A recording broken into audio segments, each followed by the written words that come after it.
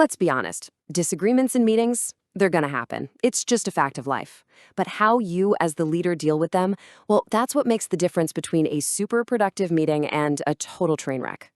Welcome back to our series on leading professional meetings. Today, we're jumping into the art of diplomatic disagreement. Seriously, this one skill can completely change your leadership game. Okay, picture this. You're in a super important meeting. Two of your best people are just stuck. They're talking over each other, voices are getting a little louder, and suddenly the whole room goes quiet. And every single person is looking right at you. This is more than just stopping a fight, right? This is your moment to show you can steer the ship through choppy water and keep everyone rowing in the same direction. So, in that exact moment, what's your number one job? It's to bring the temperature in the room way down. You've got to get things back on track. But listen, this is not about being the loudest person or banging your fist on the table. It's about being the calm center of the storm. You know, gently guiding the conversation back to a place where you can actually get things done.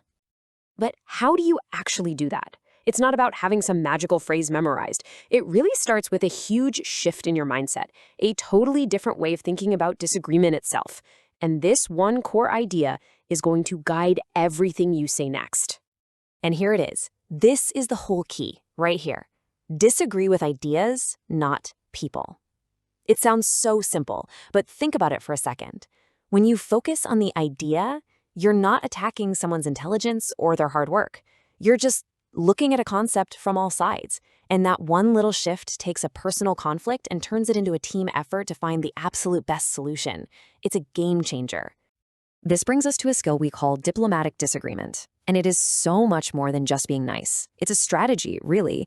It lets you push back on ideas and actually make your team relationships stronger. I mean, you need these folks to work together long after this meeting ends, right? So the goal is always to protect those relationships while you're all working towards the same goal. Okay, so we've got the mindset sorted. Now let's get to the actual tools for your toolkit. We're going to swap out those gut reaction emotional phrases for some really powerful strategic language that cools things down and gets the conversation moving forward again. Oh, this is perfect. It shows you the huge difference between a conversation killer and a conversation starter. Saying things like, "You're wrong," or "That doesn't make sense." It's like putting up a giant wall. People get defensive and the conversation just dies. But the phrases on the right, they open doors. They say, "Hey, I hear you, and let's figure this out together." All right, here are 3 phrases you can put in your back pocket for pretty much any situation. First up, "I see your point, however." This is brilliant because it shows you were actually listening before you add your 2 cents. Then there's, "Let's look at this from another angle." This one is my favorite. It turns a fight into a brainstorming session. And finally, "We may have different views, and that's okay." That's your go-to for just taking all the heat out of the room instantly. Okay, let's pull all of this together. We've got the mindset, we've got the phrases. Now, here's a super simple 3-step process you can use to handle any disagreement like a pro. Think of this as your roadmap. Step 1 is to acknowledge. You could say something like, "I definitely see your point about the budget." You're showing you heard them. Step 2, pivot. This is where you gently turn the conversation. However, let's think about how that might affect our deadline. And step 3, recenter. Bring it all back home. Our main goal here is to launch by Q4. So how can we make both work? See? It's a simple flow that keeps everything moving forward. So what's the big takeaway here? Your job as a leader isn't to have all the right answers. It's to create an environment where the best answer can bubble up to the surface. By using these simple diplomatic techniques, you can turn those moments of friction and conflict into amazing opportunities for teamwork and real innovation. So the only question left is, how are you going to use these phrases to make your next tough conversation a whole lot better? All right, welcome back. This is it, the final act in our series on leading professional meetings in English. And you know what? We're focusing on what might just be the most important part, the last 5 minutes. Seriously, if you get this part wrong, the whole meeting might as well have been a waste of time. But if you get it right, you turn all that talk into real, solid action. So, let's get into it. You've been there, right? I know I have. You have this great discussion, ideas are flying, but then you look at the clock, and the energy just fizzles. Laptops start closing, people are looking around, and nobody's quite sure what was actually decided or what they're supposed to do next. That feeling, that confusion, that is the enemy of progress. So, our goal today is really, really simple.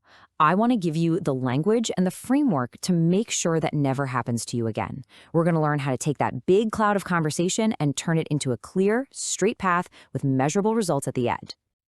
Okay, step one. As the leader, in these final moments, your number one job is to cut through all the noise and create absolute clarity. And that starts by confidently telling everyone exactly what the group agreed on. Let's look at the specific phrases that make this happen. See how simple and direct these are? You don't need any fancy, complicated language. Just a simple opener like, so to recap, we've decided on, it's like a signal to everyone in the room. It says, okay, pay attention. This is what matters. This is what we're actually doing. And here's what that looks like in the real world. Bam. One sentence, two huge decisions locked in. There is zero room for anybody to misunderstand that. When you say something this clear out loud, it becomes the official record of what happened in that meeting. Okay, so summarizing the big decisions, that's half the battle. But honestly, the other half is way more important, making sure those decisions actually go somewhere. And that brings us to step 2, assigning action items.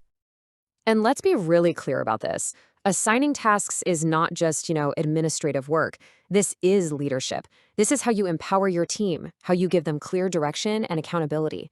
This is the moment you stop just facilitating a meeting and you start actually leading.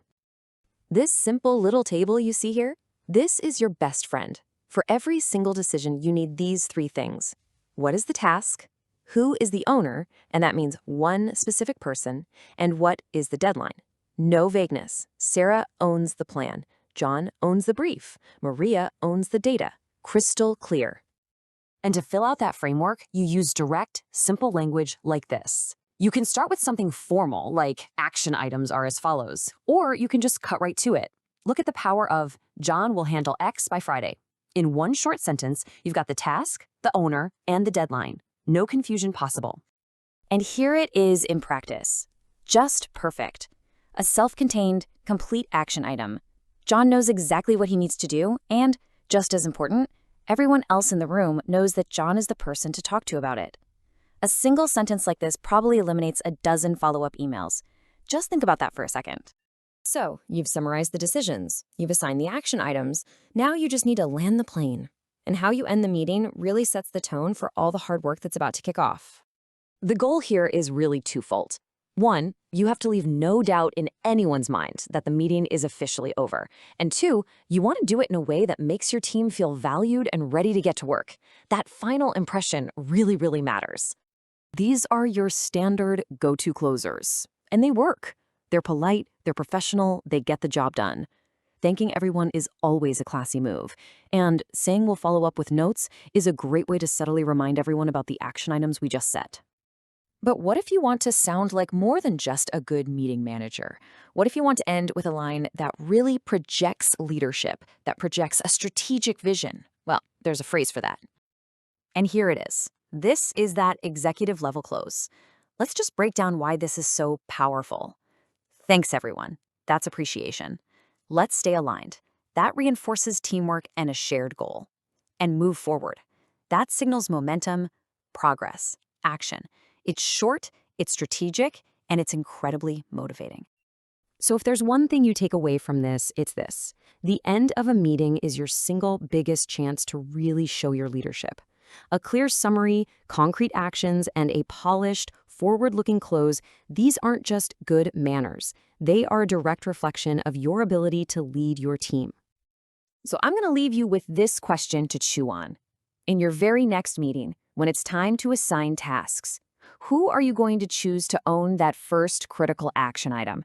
Because now you have the exact tools you need to make sure it actually gets done.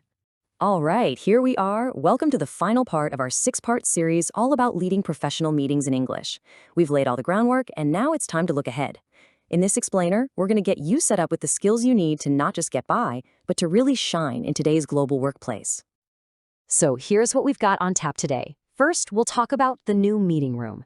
Then we'll get into the new golden rule for communication. After that, we'll stock up your SMART toolkit. And finally, we'll chart out your next step. Let's jump right in. Okay, first up, the new meeting room. And let's be clear, we're not talking about fancy furniture or new paint. We're talking about a huge shift in where and how we all work together. I mean, the whole idea of what an office even is, it's been completely turned on its head. And this right here, this is the heart of it. That physical office with four walls, for many of us, it's been replaced by this huge global digital network. We're all connected by screens now. So what does that mean for you? Well, it means the skills that used to work in one location, in one building, they need a serious upgrade for this new digital first world.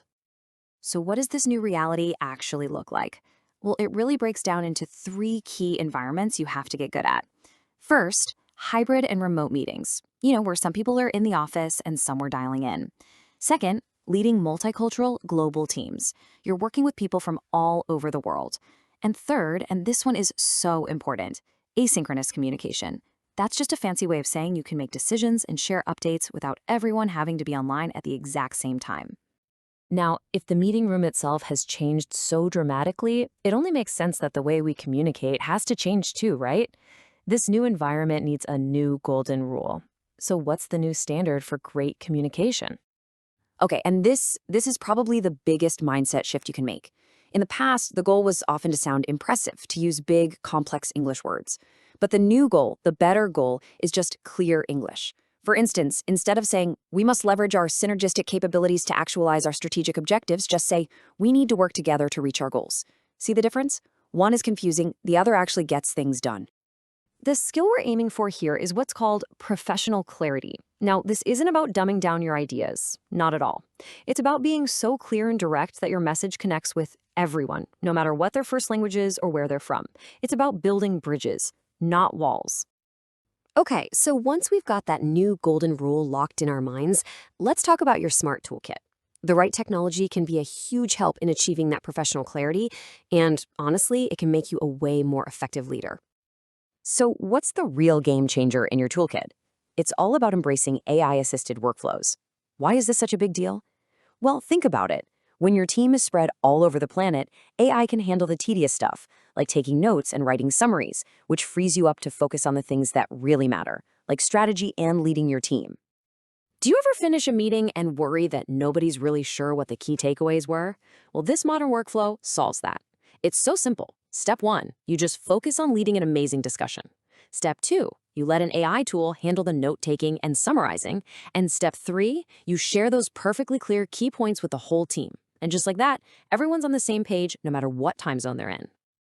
All right, we've talked about the new playing field, the new rules of the game, and the gear you need. But now for the most important part. How do you turn all this knowledge into something that really boosts your career? So, what should you really focus on developing? It comes down to these three things. Number 1, adaptable communication. Number 2, structured thinking. And number 3, a confident professional tone. And listen, these aren't just little tricks for meetings. These are the kinds of skills that will define your entire career path from here on out. But look, knowing all this is one thing. Actually doing it is something else entirely. As this quote says, to build that real, unshakable confidence, you have to practice out loud. It's not just about knowing the right words, it's about building the muscle memory so you can deliver them perfectly, even when you're under pressure. And if you're serious about continuing to build these skills, the source for our explainer recommends checking out and subscribing to DGL Learn. It's a really great resource for exactly the kind of practical, career-boosting English we've been talking about. And that brings us to the end, not just of this explainer, but of our whole series. You've got the map, you know the rules, and you have the tools. So the only question left is the one on your screen. Are you ready to lead in the future of work? Thank you for watching. If you enjoyed this video, please subscribe to my channel, DG Law Learn, and share it with your friends and family. Let me know what kind of content you'd like to see next in the comments below. See you in the next video.